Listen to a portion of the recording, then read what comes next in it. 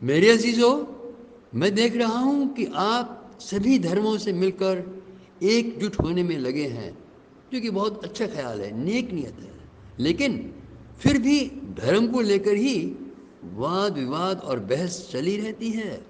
حقیقت یہ ہے کہ کوئی بھی انسان اس دنیا میں کسی دھرم کا دعویٰ جنم کے ساتھ نہیں کر سکتا۔ دھرم اسے اس کا پالن پوشن کرنے والا دیتا ہے۔ مبارک ہے وہ جس کے ماتا پتا نے اسے پالا ہو۔ اگر کہیں وہ اناتھ ہو گیا ہوتا تو جس نے اسے پالا ہو وہی اس کو اپنی ذات دھرم کا نام دے گا۔ گھر سے باہر نکل کر غور کریں دنیا میں کیا ہو رہا ہے۔ کوئی سونامی یا بھوچال یا کوئی اور آپدا سے جب ننھے بچے بچھڑ گئے، یا کسی نے پیدا کر کے یوں ہی کسی کو دے دیا یا کہیں رکھ کر چل دیے، تو اس بچے کا، اس ننھے کا حالت کیا ہوگی؟ کیا نام ہوگا؟ کیا دھرم ہوگا؟ وقت جانتا ہے، قدرت جانتی ہے۔ اس لیے در حقیقت انسان کی سب سے بڑی مصیبت اس کے سامنے آنے والی موت کی گھڑی ہے، اور اس سے بچنے کا راستہ اس کے پاس نہیں ہے۔ اس کی وجہ کیا ہے؟ کہ وہ خدا سے جدا ہے۔ اس کا ثبوت یہ ہے، نمبر ایک، کہ جگہ جگہ دھرم یا گرو یا کوئی سوادھیائے، یوگ دھیان کا راستہ اپناتے ہوئے کوشش کرتا ہے انسان کہ اسے سکون مل جائے۔ اس مسئلے کا حل صرف یہ ہے کہ اپنے بنانے والے اصل پرمیشور خدا سے، سرشٹی کرتا سے ملاقات کر لے۔ دوسرا ثبوت، جس کے پاس دھن دولت نام عزت اولاد اور سب چیزیں ہیں، وہ بھی اپنا سکون کھویا بیٹھا ہے۔ شاید کسی جگہ گھوم پھر کر آئے، یا کوئی منورنجن کا سادھن اپنائے، یا کوئی اور عیش پرستی کی زندگی میں جائے، شاید اسی کو حل مل جائے، لیکن نہیں، ایسا کرنے پہ بھی اس کی حالت سدھرتی نہیں۔ دن پر دن وہ ڈپریشن میں، نراشا میں ڈوبتا چلا جاتا ہے۔ کئی بار اس کا انت، اس کا آخر آتم ہتیا ہوتی ہے۔ تیسری بات، تیسرا ثبوت، وہ سنیاس لے کر یا کچھ وقت کے لیے اپنے پریوار کو کہیں چھوڑ کر یا پریوار سمیت کہیں چلا جاتا ہے کہ شاید کہیں شانتی مل جائے، یا جپ تپ کرنے سے، یا کہیں تیرتھانوں پہ جا کر کے کچھ سوادھیائے کرنے سے کچھ مل جائے، سکون مل جائے، زندگی کی حقیقت مل جائے، زندگی کا فسانہ کا معلوم ہو جائے۔ نہیں ہوتا، لیکن کچھ بھی نہیں ہوتا۔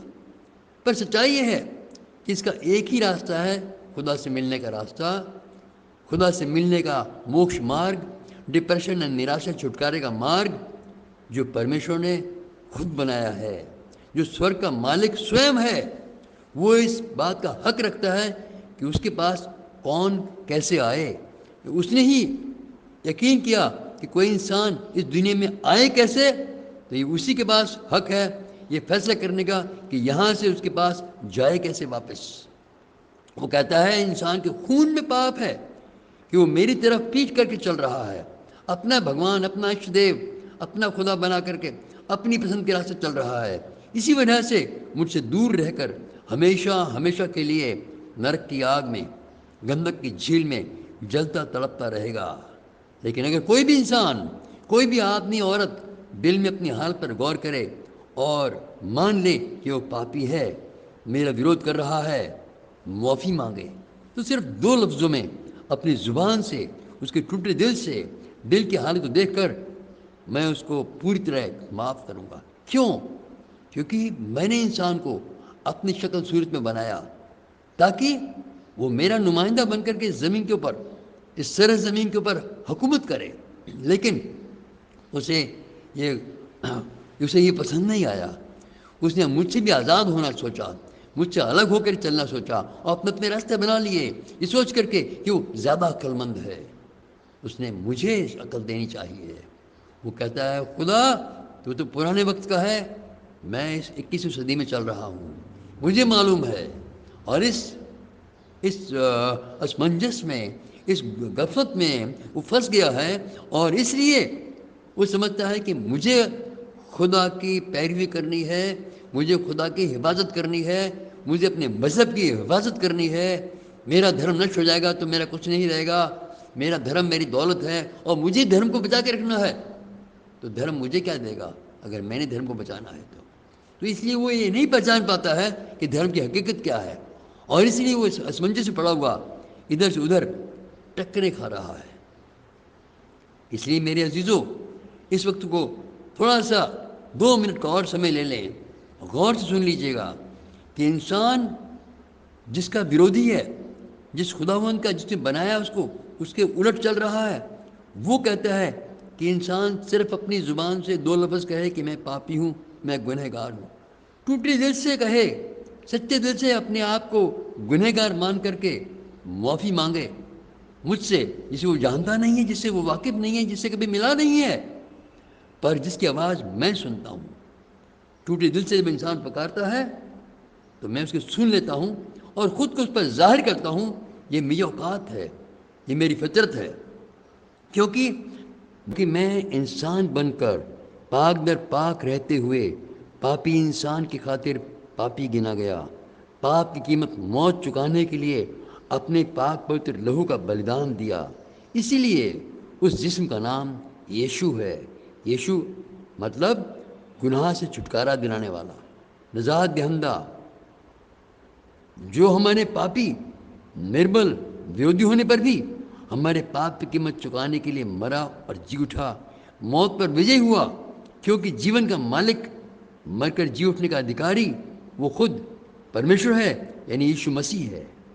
وہ پرمیشور کہتا ہے میرے ساتھ ملاپ ہو جانے سے انسان دھرم کرم کے جھوٹے بندھن سے آزاد ہوتا ہے، ہر گناہ سے نفرت کرتا ہے، کوئی بھی جادوئی یا شیطانی طاقت اس کی پرچھائی سے بھی دور رہتی ہے، اور وہ پرمیشور کا بیٹا ہونے کا، بیٹا کہلانے کا ادھیکاری ہوتا ہے۔ ایسا شخص کسی دھرم کا نہیں، پھر ڈائریکٹ سیدھا سرشٹی کرتا پرمیشور کا بیٹا بیٹی کہلاتا ہے۔ اس کا دھرم سے سمبندھ نہیں، بلکہ خداوند سے، پرمیشور سے رشتہ بن جاتا ہے۔ اس رشتے میں آنے پر دنیا کی طاقتیں اس سے دور ہوتی ہیں اور جیوتی میں چلتا ہے، روشنی میں چلنے والا شخص اڑاتا ہے، پھر اس کے سامنے اندھکار دور رہتا ہے اور اس کے پاس اختیار ہوتا ہے، ادھیکار ہوتا ہے کہ شیطانی طاقتوں کو حکم دے سکے۔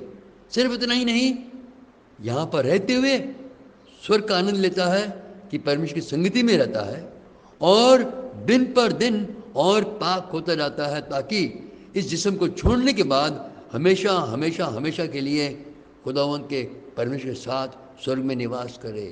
یہ مہان دان پرمیشور خود دینا چاہتا ہے، کیوں کہ پرمیشور پریم ہے، لیکن پرمیشور نیائی ہے، انصاف کرنے والا ہے۔ انسان کو اسے گناہ کے ساتھ اپنے پاس نہیں بیٹھا سکتا، اپنے پاس نہیں رکھ سکتا۔ اس لیے انسان کے ہمیشہ ہمیشہ کے لیے نرک میں جانے سے بچانے کے لیے پرمیشور نے خود قیمت چکائی ہے۔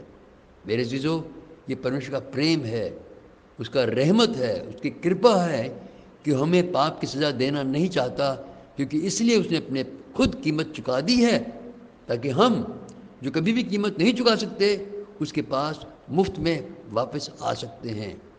پرمیشور کی ہر انسان کے لیے بلاہٹ ہے، خواہ وہ کسی بھی مذہب کا کیوں نہ ہو، کسی بھی علاقہ کیوں نہ ہو، کسی بھی ملک کا کیوں نہ ہو، ہر انسان جو انسان سے پیدا ہوا ہے اس کے لیے صرف ایک ہی نجات دہندہ ہے، ایک ہی ادھار کرتا ہے، ایک ہی معافی دینے والا سچا زندہ پرمیشور ہے، جو خود ہے۔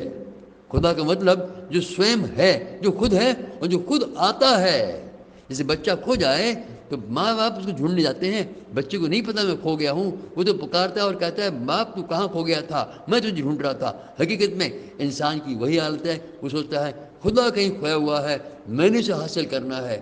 لیکن جب وہ پکارتا ہے، تھک جاتا ہے، تب اسے آواز سنائی پڑتی ہے، خداوند کی محبت کی آواز کہ بیٹا میں تجھے بلا رہا ہوں، میرے پاس آ، میں تجھے لینے آتا ہوں۔ جی ہاں، آج میں آپ سے یہ کہہ رہا ہوں کیونکہ میں جو دنیا کے حساب سے سب طرح سے دھرم کے حساب سے ٹھیک ٹھاک شخص تھا، مجھے نہیں معلوم تھا کہ میں اصل زمین اور آسمان کے مالک کی طرف پیچھ کر کے چل رہا ہوں، مذہبوں میں چل رہا ہوں، اور کسی خیال میں ناستک بھی تھا، میں دونوں طرف سے تھا، میں کل ملا کر کے خداوند کو، سچے پرمیشور کو ماننے کے تیار نہیں تھا۔